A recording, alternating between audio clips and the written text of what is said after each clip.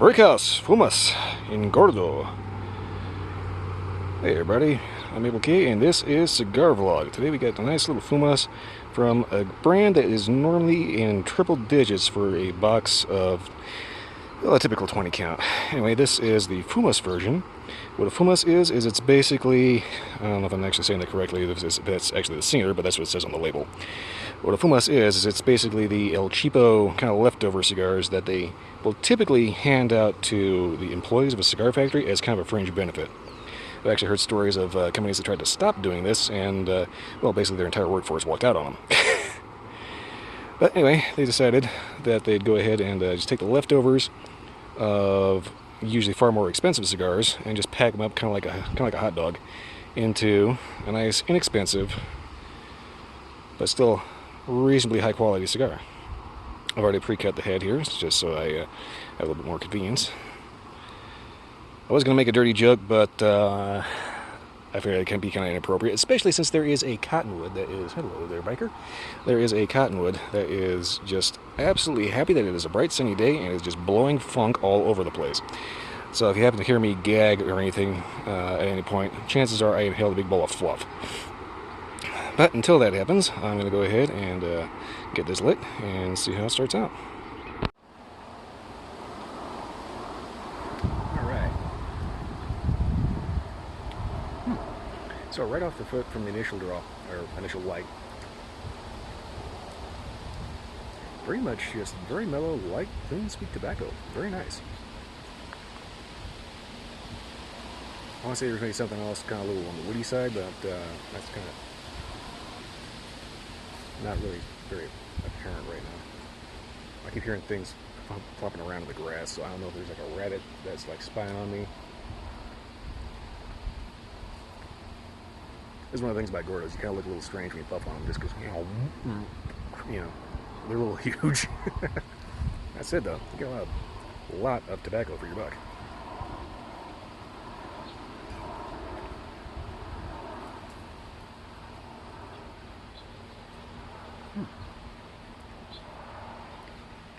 Yeah, there's something almost kind of marshmallowy about that. Just kind of nice, sweet, creamy.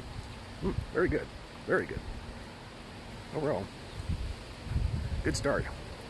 Alright, so I'm going to get this down to about an inch and give you an update from there. And I apologize for the wind. I didn't think that there would be like any breeze out. As it turns out, it's like blowing all the leaves, and well, my window lied to me. Anyway, I'll get that to you in an inch. Yeah, that is exactly what I was talking about. This is just right under the tree. Guarantee you there's about 10 times this amount of flunk floating around in the air.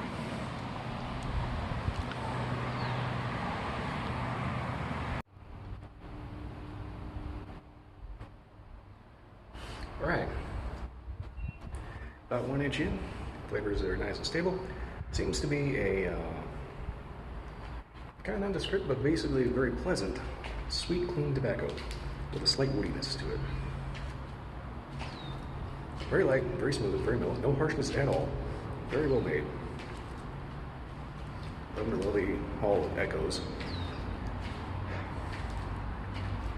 Basically, I'm in here because I typically don't get a whole lot of wind noise. Sometimes it backfires on me though. But anyway, so far, the flavors overall have been this kind of good old-fashioned cigar, and not necessarily anything particularly outstanding, but not bland by any stretch. The flavors are there, they're sweet, they're slightly woody, just overall pleasant, familiar, very friendly cigar.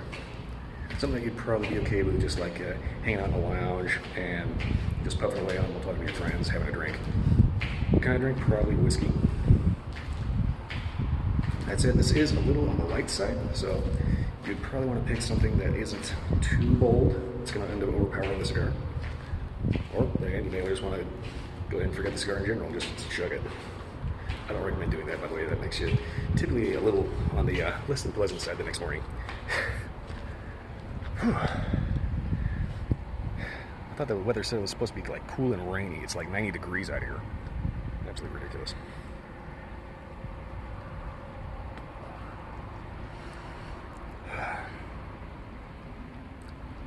Yeah, just clean, sweet tobacco, slightly woody. Some kind of toasty nutty in there as well. Retro Hell has been kind of just a clean, sweet tobacco, a little spicy, kind of a little slightly cedary. Basically, just a good all-around cigar flavor. You know, it's warm, it's inviting, it's familiar. It's a flavor you've had like 100 times before on like another cigar somewhere else, but usually a lot more expensive. That's kind of the whole thing about the whole mixed filler cigar, is the fact that there's nothing wrong with a mixed filler cigar as long as you're not as long as you're not paying a premium price for it. Like for instance, like I said, Brick House typically goes in triple digits for a box. You get a bundle of these for like half that, just because of the fact that they're not long filler and they're kind of the leftovers. And this is kind of a little bit of a point that I'd like to make real quick. I've had guys comment about mixed filler being floor sweepings, and that's definitely not the case. Floor sweepings is a much more serious term, and this is something that I reserve for things like Cuban counterfeits, because they are literally, some guy goes into a factory in a third world country, sweeps the floor, shoves all that crap into a binder that may or may not be actual tobacco, wraps up and makes it look pretty with a realistic looking band. Sometimes they actually will just go ahead and just find a crooked employee and just buy actual bands, which make harder counterfeits that much more difficult to find. But they will end up making just the most god-awful, nasty, gnarly mess internally and sell it to you, usually for like almost nothing. You'll find like a Cohiba Bahique for like 50 cents in like Mexico. This is a cigar that should run you about 20 bucks. If you get it that cheap, that's your first warning sign that something's not right here. And depending on where you go on vacation, counterfeits can be kind of a problem. But as I said, sometimes these are made with actual floor sweeping, so that's a very particularly egregious term that I typically reserve for the worst of the worst offenders. If it's just a mixed filler, well, it's just stuff left over on the bench after they get done making a long filler. Nothing wrong with it. It's still good quality products, and just not as expensive. Well, anyway, now that I've said that a little bit, I'm going to go ahead and smoke this down about the midpoint, or whenever the ash falls off, whichever comes first, and I'll get back to you then. Alright, as you can see, ash is holding on pretty good. This is around about the halfway point. Ash has yet to fall off. This is how you know it's well constructed, because this is not a long filler cigar, and that ash is holding right on. So there's definitely some good structural integrity there. And there's some good while doing push-ups at the mouth of the tunnel. Okay.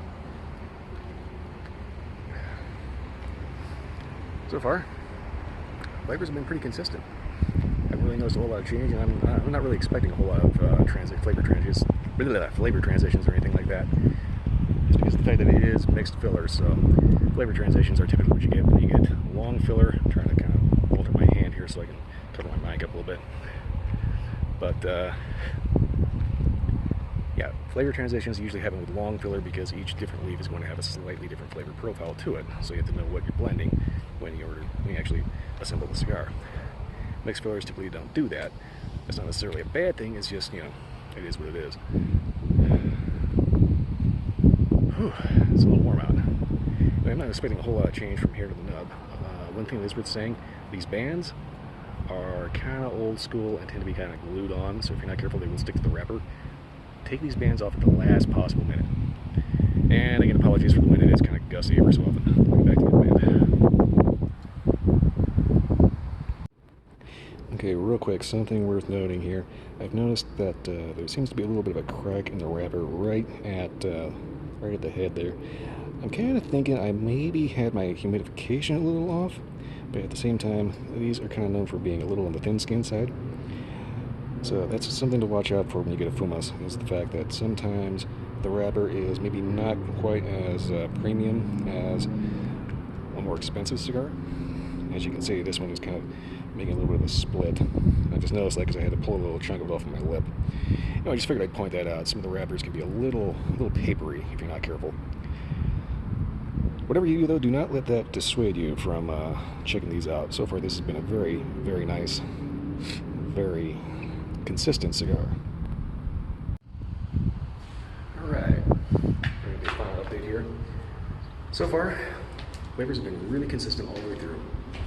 Just a nice, pleasant, sweet tobacco. A very good, which would probably term a companion cigar. It's something that just kind of is with you, and you smoke it for, you know, however long you're going to relax.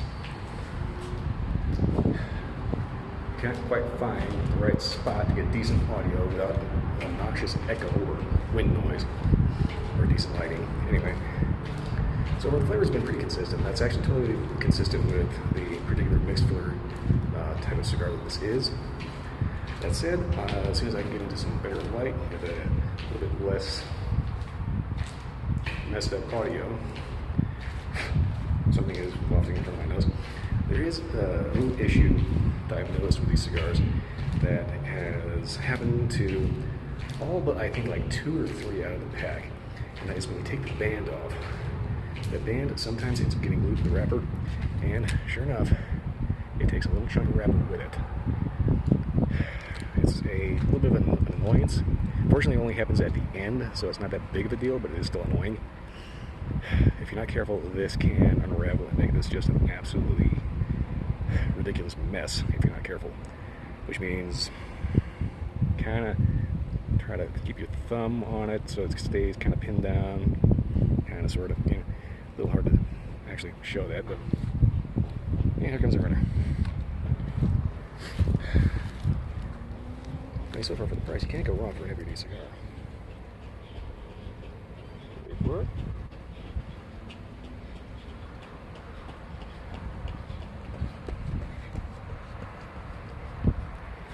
Okay.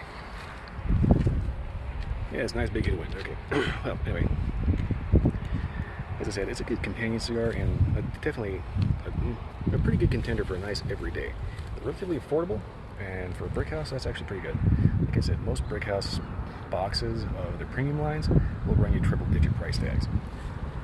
This is a steal by comparison. That said, there's a couple of little annoyances that you're going to have to put up with, but beyond that, definitely check it out because it's definitely not a bad cigar by any stretch.